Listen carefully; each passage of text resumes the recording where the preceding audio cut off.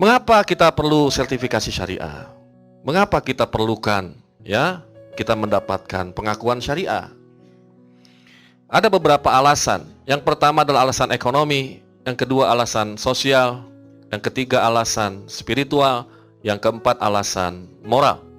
Alasan ekonomi adalah dengan sertifikasi ini, maka jaringan bisnis kita insya Allah bisa semakin luas. Masyarakat-masyarakat yang begitu banyak yang belum kita masuki, yang belum Anda berhasil merekrut mereka sebagai downline, sebagai distributor di bawah Anda, sebagai level di bawah Anda, yang mungkin ada sebagian masyarakat masih ragu. Ini produknya halal atau tidak? Ini cara-caranya benar atau tidak? Ya, maka bisnis ini akan bisa diterima mereka. Maka dengan itu insya Allah jaringan Anda bertambah luas, produk yang Anda jual semakin banyak, dan tentunya komisi dan bonus semakin bertambah. Betul apa betul? Yang kedua, social demand, permintaan masyarakat. Saudara, saya ingin tunjukkan gambar dulu. Kalau kita melihat bagaimana komparasi pasar keuangan dan bisnis di Indonesia. Komparasi pasar keuangan dan bisnis di Indonesia. Saya yakin ini masih banyak yang belum Anda masuki. Banyak sekali jaringan-jaringan yang belum berhasil Anda rekrut sebagai level jaringan Anda, sebagai distributor Anda. Riset terakhir ini dilakukan memang setiap bulan oleh kami di Syariah National Board dan beberapa lembaga keuangan syariah. Akhir bulan April yang lalu, kira-kira inilah persentasenya. Jadi kalau kita perhatikan di masyarakat kita itu ada 45% loyalis konvensional. Artinya dia hanya mau berhubungan dengan perusahaan-perusahaan konvensional. Yang penting untung. Tidak melihat mau halal, mau haram, mau benar, mau tidak. Yang penting saya punya komisi besar, bonus besar.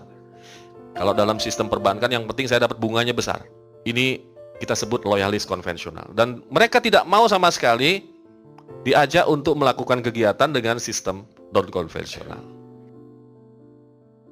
Kemudian yang kedua, ada loyalis syariah, 25%. Banyak masyarakat yang hanya mau berinteraksi dengan lembaga keuangan atau lembaga bisnis kalau seandainya prinsip-prinsip operasionalnya sesuai dengan syariah.